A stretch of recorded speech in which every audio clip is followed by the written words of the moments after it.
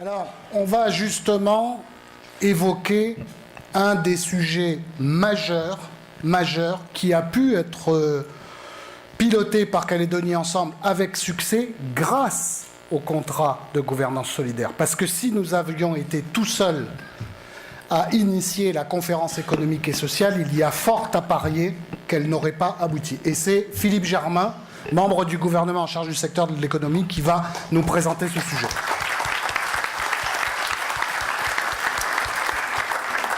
Merci et bonsoir à tous. Donc, d'abord pour vous rappeler le contexte que chacun a en tête, mais effectivement, suite aux grandes marches organisées en 2011, des accords économiques et sociaux ont été signés en juin 2012. Ils ont été signés entre l'ensemble des groupes politiques du Congrès et les organisations syndicales de salariés. Ces accords économiques et sociaux, ils prévoyaient 63 mesures qui, pour la plupart, n'ont pas été mises en œuvre et n'avaient pas été mises en œuvre, ce qui a abouti à ce qu'en 2013, les organisations syndicales de salariés lancent un mot de grève générale qui a duré une dizaine de jours et qui s'est conclu par un protocole de fin de conflit et qui a instauré à l'occasion le gel des prix et une baisse de 10% sur 500 produits et services. Ça, c'était le contexte, donc, avant que la campagne se déroule. Pendant cette campagne, Calédonie Ensemble avait pris un certain nombre d'engagements. C'était justement pour traiter cette question des accords économiques et sociaux, c'était d'organiser justement la conférence économique et sociale dont je vais vous présenter ensuite les résultats. Pourquoi ? Bien entendu, pour remettre le pays en marche, d'abord relancer la croissance. Depuis 10 ans, nous avons une croissance qui est entre 4,5 et 6,5% par an. Et depuis 2011, on est tombé à 2007 à 1,7, 0,7% et en 2014 à 0%. C'est le résultat des 3 dernières années d'activité économique. Il fallait également financer les régimes sociaux, puisque entre 2011 et 2013, le minimum vieillesse a été adopté par le précédent Congrès sans avoir voté les budgets et les recettes pour le financer. En parallèle, les provinces,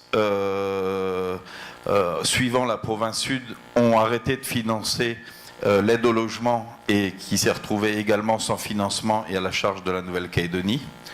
Il fallait également réinstaurer le dialogue social entre les partenaires sociaux, puisque quand le Congrès a accepté de signer des accords économiques et sociaux avec uniquement les organisations syndicales de salariés sans le patronat, bien entendu, le dialogue social s'est totalement dégradé et depuis, il n'y a plus de discussion constructive entre les partenaires sociaux, mais on ne peut pas réformer un pays les uns contre les autres ou avec les uns et sans les autres. Il fallait donc reprendre la main sur l'ensemble de ces réformes pour pouvoir les mettre en œuvre.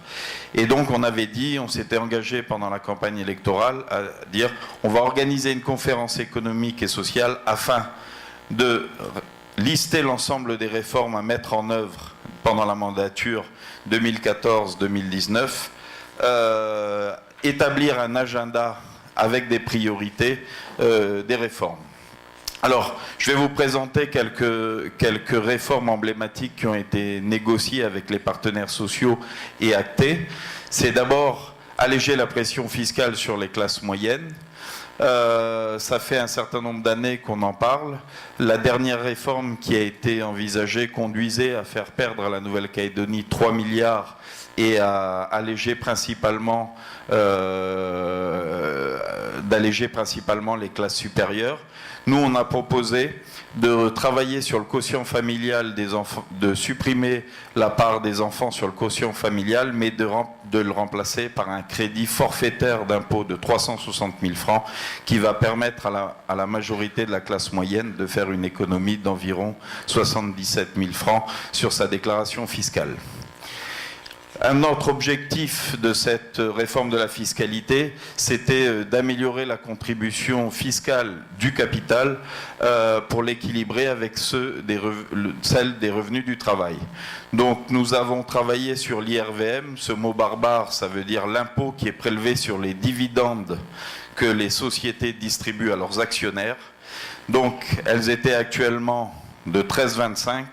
Il faut le lire avec la ligne suivante qui est un aménagement, les deux se cumulant. On était à une situation de 13,25, on passe aujourd'hui à une situation de 14, de 16 ou de 20% sur les dividendes versés aux actionnaires. On a également instauré, à l'occasion de cette conférence, les plus-values sur les cessions mobilières, c'est-à-dire de taxer les ventes de parts de société. Quand on vend sa société, actuellement, on ne verse qu'un petit droit d'enregistrement qui, quand on vend une société plusieurs milliards, peut aller au maximum à 500 000 francs.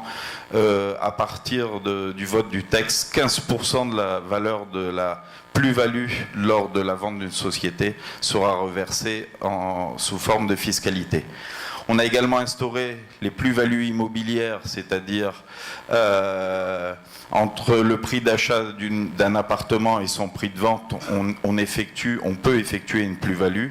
20% seront versés également sous forme de fiscalité. Bien sûr, cette fiscalité épargne la résidence principale des Calédoniens. On a également validé l'instauration du Fonds pour les générations futures qui sera alimenté par la redevance d'extraction du nickel qui sera mise en place dès l'année 2015 pour enfin pouvoir prélever des redevances sur l'extraction non renouvelable de notre minerai. Il servira à la fois d'épargne pour les générations futures, mais également pour les générations futures au financement de grosses infrastructures publiques comme le transport. Ça a sauté, mais il y a également la mise en place d'un fonds d'investissement et de placement pour permettre aux Calédoniens de placer leur épargne localement et pas être obligés de sortir leurs économies de Nouvelle-Calédonie. Pérenniser un gros chantier, pérenniser les régimes sociaux. Aujourd'hui, on a dû faire face dès qu'on est arrivé pour finir l'année 2014 et pour pouvoir servir les minimums vieillesse, retraite, allocation familiale, aide au logement et handicap. Il nous manquait 2,7 milliards que mon collègue Thierry Cornaille a programmé avec difficulté au budget de la Nouvelle-Calédonie, ce qui nous a permis de sauver les régimes, mais de sorte à ce qu'ils soient financés durablement. On va donc instaurer une CSG qui sera à hauteur de 2% sur l'ensemble des revenus du capital et de moitié sur les revenus du travail pour pouvoir récupérer de l'ordre de 6 milliards et demi et financer ces régimes sociaux qui sont à peu près déficitaires de ce montant-là. Bien entendu, un autre engagement de programme qui avait de l'importance pour nous, c'est relancer les logements sociaux. Vous le savez, jusqu'en 2009, on était arrivé à la production d'environ 1000 logements sociaux par an. Depuis, on est tombé à moins de 300 logements par an. On a convenu avec les partenaires sociaux et les groupes politiques de relancer le logement social de sorte à atteindre 1000 logements. Pour ce faire, instaurer le droit de préemption, c'est-à-dire la possibilité pour les communes ou les provinces de préempter sur les ventes de terrain. On veut également libérer le foncier non bâti dans les grandes communes en augmentant la fiscalité de sorte à ce que personne n'ait intérêt à faire dormir du foncier alors qu'on en a besoin. Et enfin, exonérer de TCA les primo-accédants, parce que si la mairie de Nouméa a supprimé la TCA, comme Sonia Lagarde vous l'a annoncé, d'autres communes la conservent. Donc il faut au moins la supprimer pour les primo-accédants. Un autre objectif, et celui-là il est de taille, ça fait des années que tout le monde réclame la mise en place d'une TGA, on s'y est toujours opposé parce qu'elle serait inflationniste et elle pénaliserait les consommateurs. Nous, on propose donc, pour arriver à réformer la fiscalité indirecte en Nouvelle-Calédonie et supprimer les droits et taxes à l'importation, de garantir cette baisse des prix par une négociation toute l'année, une négociation pour laquelle tout le monde s'est engagé entre partenaires sociaux pour permettre la baisse des prix en même temps que la réforme de la fiscalité. Donc quelques autres mesures qui ont été actées, je vais vous en citer quelques-unes. Donc aujourd'hui, on a acté également que l'ensemble des bilans des sociétés seront publiés et rendus en ligne dès la fin d'année 2015 directement par les services fiscaux.